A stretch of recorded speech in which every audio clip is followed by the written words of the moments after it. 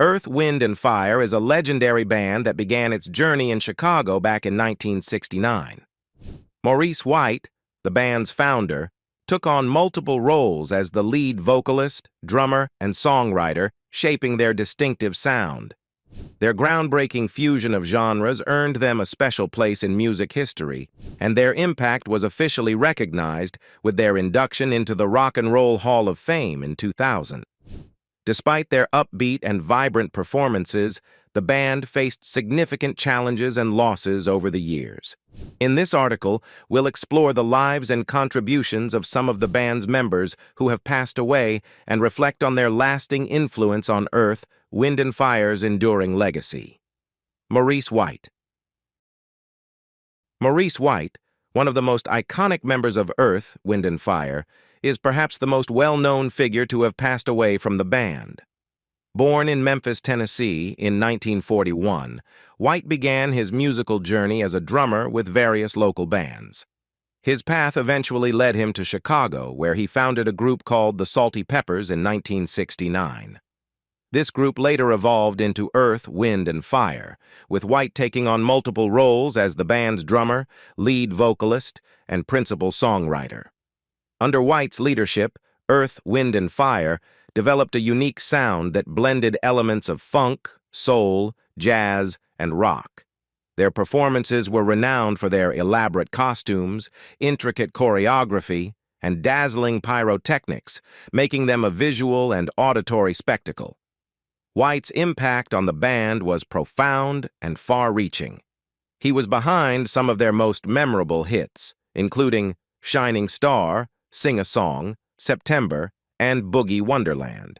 In addition to his songwriting, White also produced many of the band's albums, significantly shaping their sound and public image. In addition to EWF, White collaborated with other artists during his career.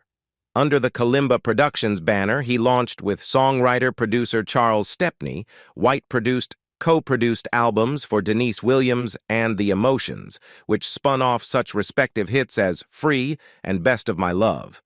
White's diverse range of credits includes projects by Minnie Riperton, Barbra Streisand, Barry Manilow, James Ingram, Neil Diamond, and Brian Culbertson.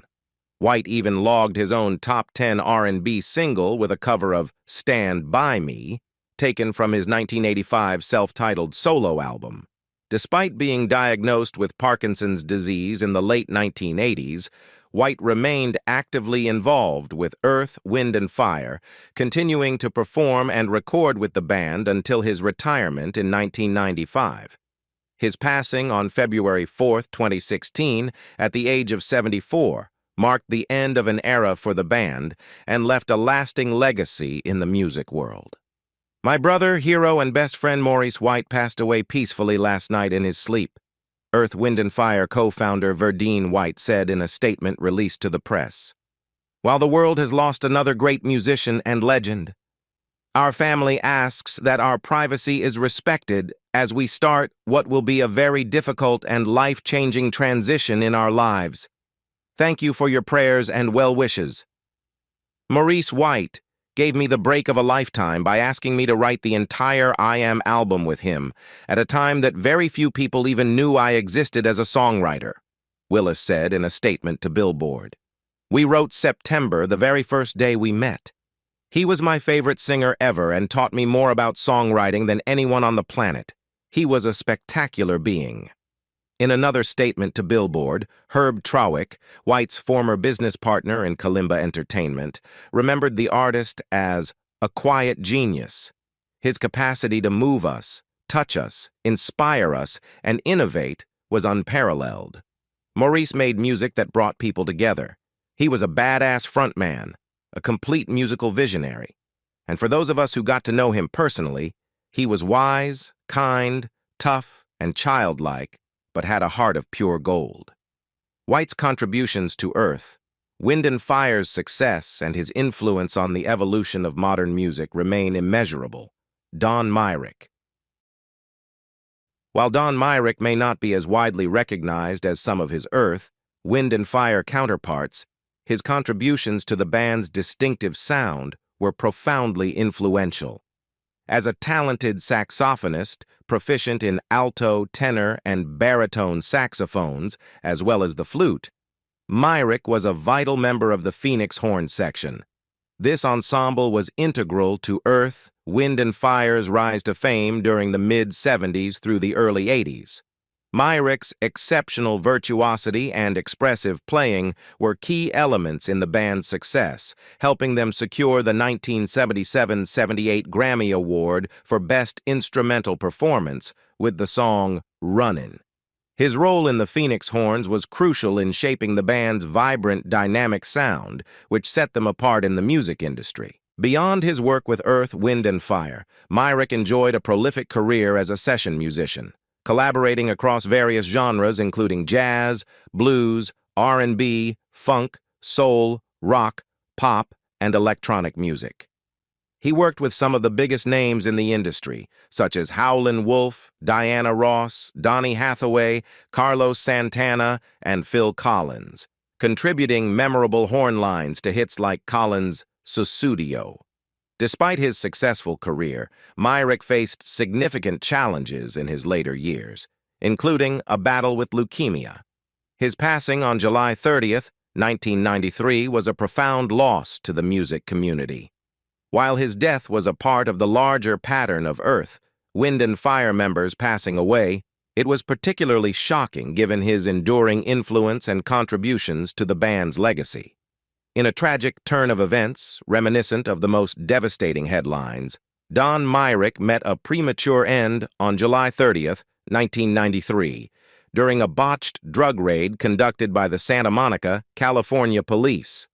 Myrick was at his apartment in the Palms district of Los Angeles when, at 6:10 a.m., officers arrived based on a tip-off from an informant. They were executing a warrant as part of an ongoing investigation into alleged narcotics activity involving 2 apartments on the property suspected of dealing crack cocaine. Officer Gary Barbaro entered Myrick's apartment through the back sliding door after receiving no response. In a tragic misjudgment, the officer encountered Myrick, who was holding what was mistakenly identified as a weapon. The object was, in fact, a black metal butane lighter, commonly used for lighting barbecue grills. Believing the lighter to be a firearm, Officer Barbaro shot Myrick once in the chest. Myrick was rushed to a nearby hospital, but, despite medical efforts, he succumbed to his injuries shortly thereafter. At the age of 53, Myrick's life was cut short, leaving behind his wife and 3 daughters. In the wake of Don Myrick's tragic death, the music community was overwhelmed with grief and outrage. Many of Myrick's peers, family, and friends struggled to come to terms with the senseless violence. Larry Dunn, a fellow bandmate from Earth, Wind and Fire, voiced his shock and disbelief at Myrick's funeral, stating, "To be shot down like a common criminal, it's ridiculous." However, as is often the case with incidents involving law enforcement, there were differing perspectives on the matter. According to the Santa Monica Police Department, Officer Gary Barbaro feared for his life when he saw the butane lighter Myrick was holding, which he mistakenly took for a pencil gun. The police were also puzzled as to why Myrick would answer the door while holding the lighter. Furthermore, a search of Myrick's apartment after the shooting uncovered crack cocaine and the paraphernalia associated with its production. Despite these explanations, Myrick's family and friends remained unconvinced by the police department's account. In 1995, just 2 years after his death, Myrick's mother, wife, and 3 daughters filed a wrongful death lawsuit against the Santa Monica Police Department, seeking $1 million in damages. The legal battle did not yield the full justice the family sought. While the court and district attorney acknowledged that Myrick's death was indeed preventable, the judge awarded only $400,000, far less than the amount pursued. This reduced sum was partly due to complications arising from Myrick's chronic leukemia, which complicated the calculation of damages. Although this settlement represented a partial victory for Myrick's family, it did little to mitigate the pain of losing him. Don Myrick's legacy endures through his profound contributions to music. As inscribed on his tombstone, "He touched our hearts, the blue winds from heaven and his saxophone," reflecting the indelible impact he left on those who knew and admired him. Roland, Bautista. Roland Bautista was a highly skilled musician and guitarist whose contributions were crucial to the legendary sound of Earth, Wind, and Fire. Joining the band in the early 1970s, Bautista quickly became known for his electrifying guitar solos and intricate riffs, which played a significant role in defining the band's distinctive and dynamic style. His virtuosity can be heard on some of Earth, Wind, and Fire's most iconic tracks, including "That's the Way of the World" and "Shining Star." Subsequently, he released 2 solo albums on ABC Records, 1977's Bautista and The Heat of the Wind, which was released in 1978. He also worked as a guitar player for the Ronnie Laws Band, the Crusaders, Jackson 5, Lamont Dozier, Ramsey Lewis, Randy Crawford, George Duke, Wayne Henderson, and Hubert Laws. Bautista's influence extended throughout the band's most successful years, and his innovative guitar work helped elevate their music to new heights. His ability to blend technical prowess with emotional depth contributed greatly to the band's unique sound, leaving a lasting impact on their music. Sadly, Roland Bautista passed away in 2012 at the age of 60. His death marked a significant loss for the music community, as well as for his family, friends, and devoted fans. Bautista's legacy continues through the enduring impact of his contributions to Earth, Wind, and Fire, ensuring that his influence on music is felt for generations to come. Fred White. Fred White was a renowned musician and percussionist whose remarkable talent earned him a prominent place in music history through his work with the iconic band Earth, Wind, and Fire. Known for his exceptional drumming skills and his ability to craft infectious rhythms, White played a pivotal role in shaping the band's distinctive sound.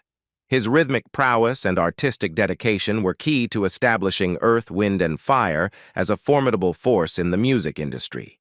White's contributions went beyond mere performance.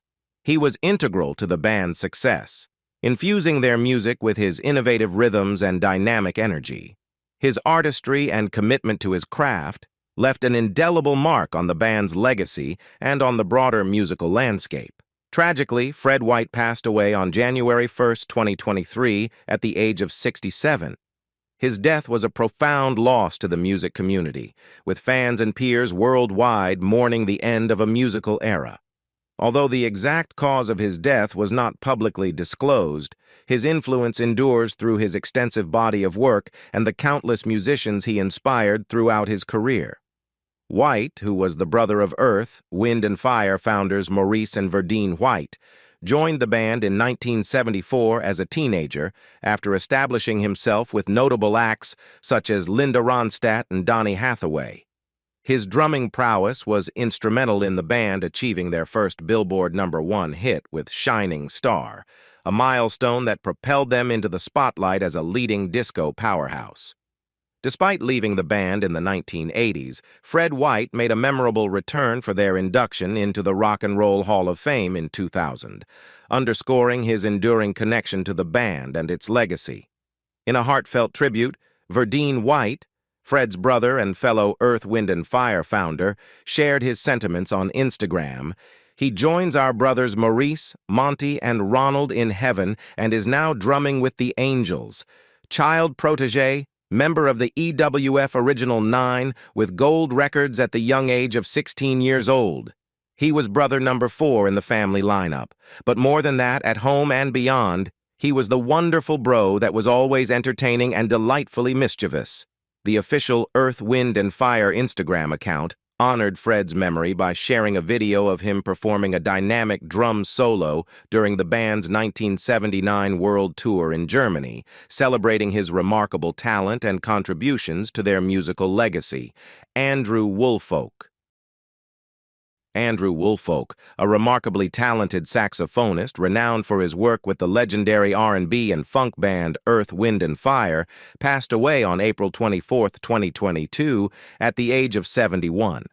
Born on October 11, 1950, in Dallas, Texas, Woolfolk's musical journey began early as he took up the saxophone at a young age. His career truly soared in the 1970s when he joined Earth, Wind and Fire, a band that was shaping the music scene of the era. Woolfolk's exceptional skills and distinctive sound quickly made him a key figure in the band's success. His contributions were pivotal in crafting some of Earth, Wind and Fire's most iconic and memorable tracks, including their renowned hits.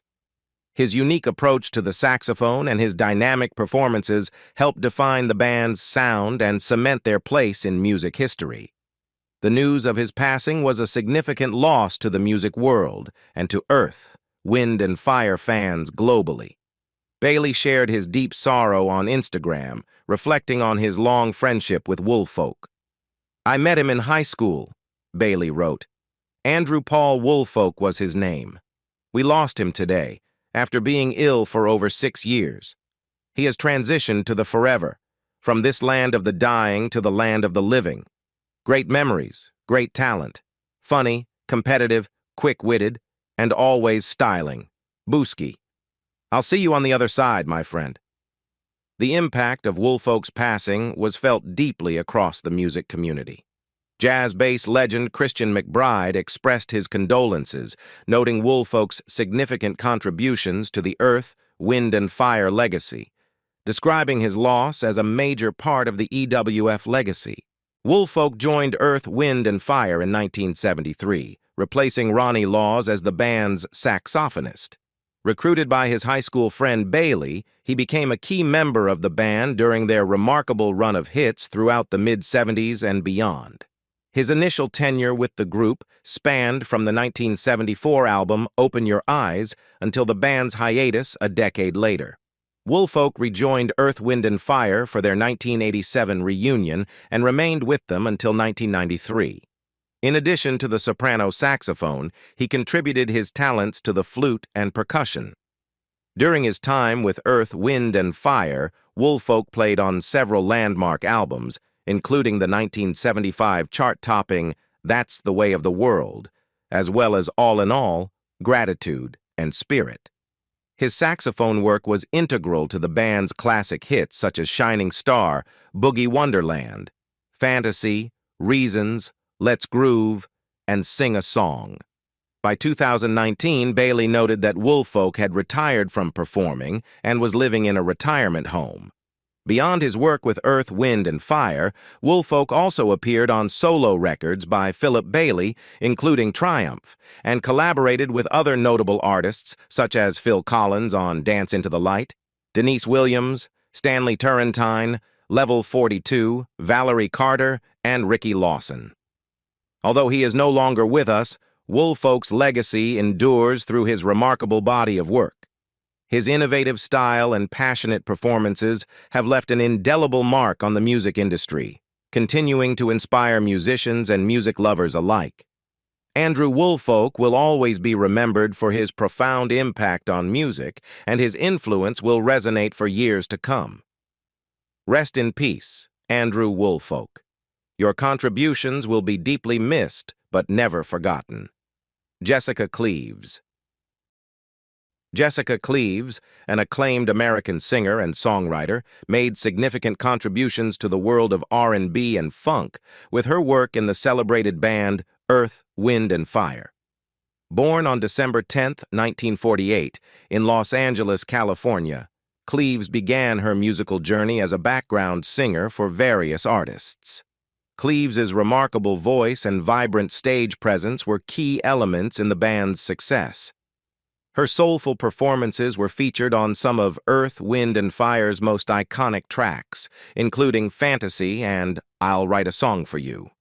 Her contributions to the band's sound were integral to their appeal and enduring popularity.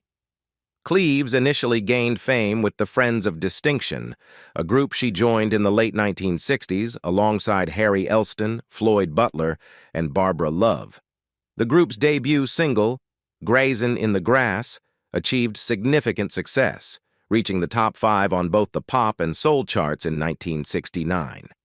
Following her time with the Friends of Distinction, her talent quickly shone through, leading her to join Earth, Wind and Fire in 1972.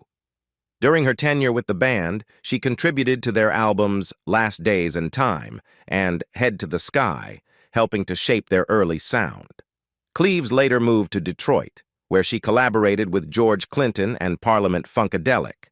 Her work with the band included contributions to albums such as Computer Games, R&B Skeletons in the Closet, and Dope Dogs.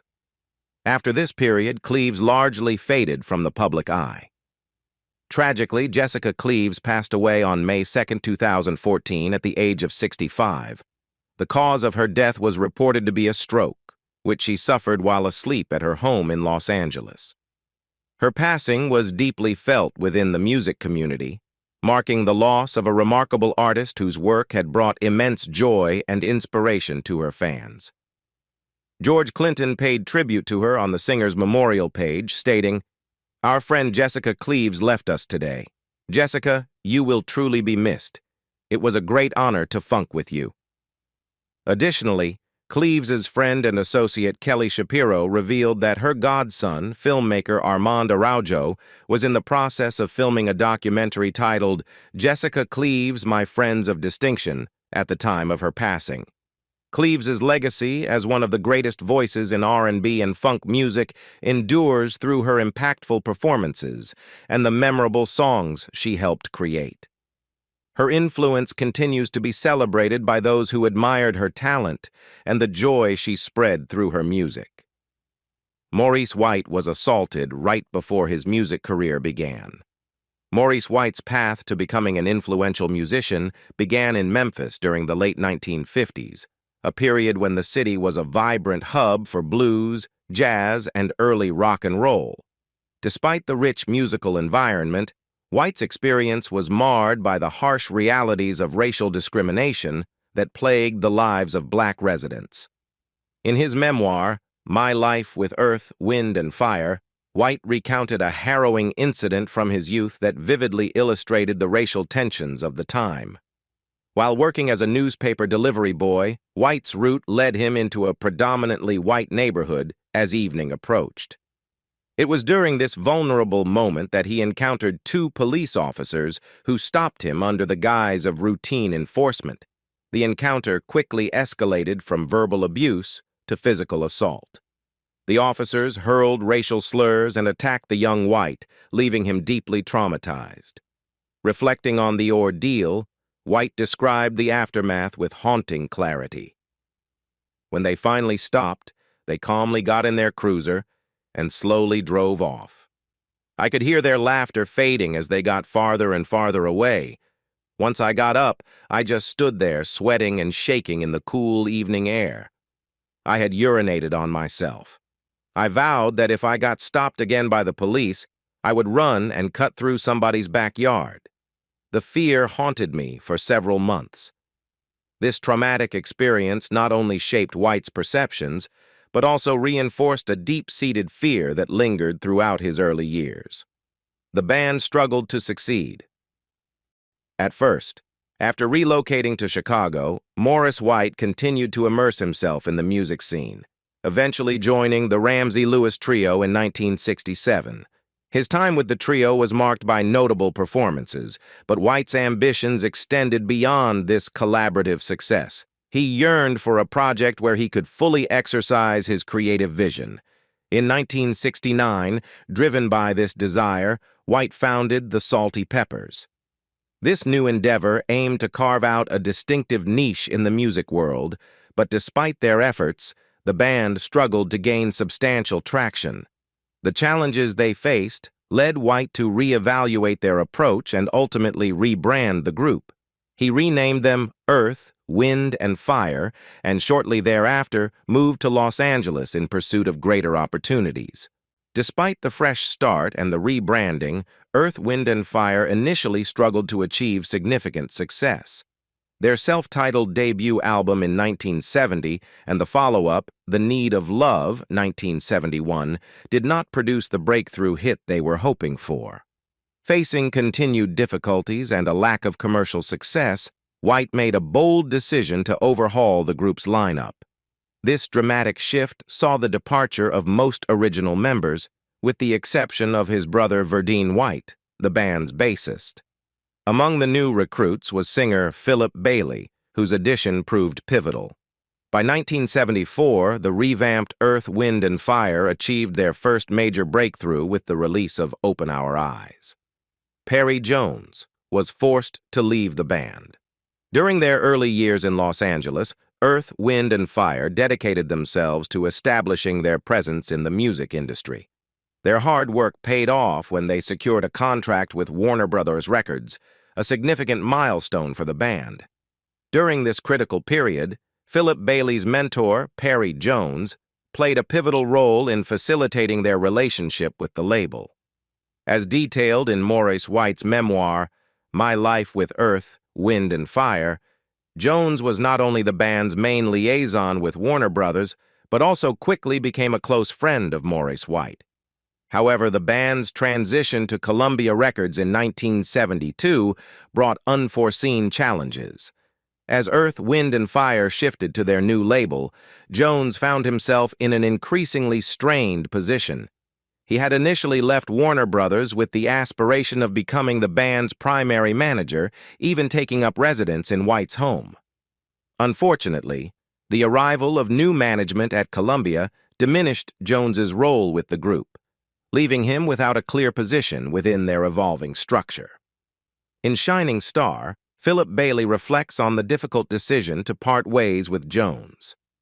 Having Perry around caused tension within the ranks, until at the end of the year he left Southern California and returned to Denver. I felt bad seeing Perry go, since he had done so much as a friend, and hoped that one day our paths would cross again. The departure was a painful but necessary step for the band, marking the end of an era with someone who had been both a mentor and a friend during their formative years. Jessica Cleaves was the last female singer.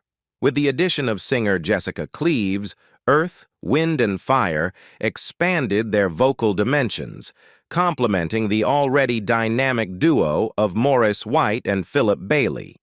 Cleaves, along with White and Bailey, contributed significantly to the band's evolving sound on the albums Last Days and Time and Head to the Sky, released in 1973. Despite these promising collaborations, Cleaves's time with Earth, Wind and Fire was short-lived. Her departure followed a series of challenging circumstances, including frequent cancellations of shows and an escalating problem with substance abuse. In Shining Star, Bailey reflects on the situation with a sense of personal disappointment. Everybody loved Jessica like a sister. She was the sweetest thing with those beautiful eyes and her great voice, and I was sad that we weren't able to work it out. Jessica wound up being the last female core member of the group, as after her departure, Maurice decided to discontinue the female vocalist role and go on with just the guys. Contrarily, Maurice White's perspective on Cleaves's exit was more pragmatic. In My Life with Earth, Wind and Fire, White reveals a more detached view of the situation. Jessica had substance abuse issues, and she wasn't going to last long in the band anyway. He further notes that Cleaves's decision to move to Kansas with her new husband played a significant role in her departure, portraying the split as a natural conclusion to a tumultuous period. The ugly departure of Al McKay. The 1970s were a golden era for Earth, Wind and Fire, marking their ascent to legendary status with a series of groundbreaking albums and hits. However, the band's success faced significant challenges by 1980, particularly regarding internal strife. According to Philip Bailey in Shining Star, guitarist Al McKay grew increasingly disillusioned with the band's financial management, particularly the perceived imbalance in compensation between Maurice White and the rest of the group. Maurice White, in My Life with Earth, Wind and Fire, offers a different viewpoint on the escalating tensions. He describes the situation as a clash of leadership styles, stating, "Al had had it with my leadership. We were clashing hard and had some serious heated disagreements. It got so bad that a few times we had to take it outside so as to not completely ruin the vibe in the studio." The breaking point came during a South American tour when McKay decided to leave the band. His departure was officially confirmed when he refused to board a flight to their next show in Mexico. Bailey reflected on the period with a mix of sadness and relief. "It was a sad time for us to lose Al, our rhythm master, but a relief to him, once it had gotten too intense and unbearably ugly for him to continue." The rest of the band was not happy with Maurice White's control. By the mid-1980s, tension within Earth, Wind and Fire was running high as more and more band members grew frustrated that their creative input wasn't being acknowledged. Maurice White, who remained firmly in control of the band's direction, addressed the growing discontent in his book, My Life with Earth, Wind and Fire. He acknowledged the strain, saying, "As time went on, I believe that my clarity about what I wanted to do and how I wanted to do it became a source of some of their frustrations." To ease the tension, White made an effort to meet with each band member individually, hoping to calm things down while still steering the band in the direction he envisioned. However, these conversations didn't always resolve the underlying issues. White recalled, "Sometimes they would voice their complaints or frustrations to me. Sometimes they would voice their frustrations with others within the band. Sometimes they would talk about personal frustrations, and sometimes we'd just go at it toe-to-toe." Maurice White disbanded UWF without warning. After the disappointing failure of the 1983 album Electric Universe, Earth, Wind and Fire hit one of its lowest points when Maurice White decided to put the band on an indefinite hiatus. The decision came as a devastating shock to the band members, who were not only heartbroken, but also blindsided by the news. According to Philip Bailey's memoir, Shining Star, none of the members had any alternative plans or means of making a living, leaving them in a precarious situation. Bailey vividly described the turmoil that followed. For the rest of the band, the breakup was a nightmare. Some members lost their homes and fortunes, and some went into counseling after suffering nervous breakdowns. Even Maurice's brothers weren't immune from the axe. Maurice and Verdine weren't speaking to each other during this terrible time, and Freddie had moved on. Percussionist Ralph Johnson was particularly affected by the abrupt end and shared how challenging it was for him in an interview with CBS News. "Yeah, 'cause this is all we knew, this is all we had. So when somebody kind of pulls that rug out, you're like, now you've got to rethink your whole program." With the band on hold, Johnson found himself working in entirely different fields, first in construction, then as a salesman at Federated Stereo. The story of Earth, Wind and Fire is one of incredible highs and heartbreaking lows, a journey marked by both triumph and tragedy. What do you think was the most surprising or moving moment in Earth, Wind and Fire's history? Share your thoughts in the comments below. If you enjoyed this deep dive into the band's trials and triumphs, don't forget to like this video and subscribe for more content like this. See you next time.